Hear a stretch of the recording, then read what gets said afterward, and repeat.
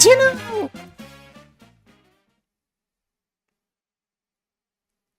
Whatever, let's keep going. Adding sound effects to an avatar is pretty simple, all things considered. Another toggle, you might say. But there's something a lot of people overlook. See, a sound effect on an avatar is separated in two parts. The audio source, which will emit the sound, and the audio clip, the actual sound. By adding the VRChat Animator Play audio component to your animation, you can change out the clips inside of an audio source. Which means not only can you have multiple sound effects on one audio source, which is more optimized, you can also have them be randomized.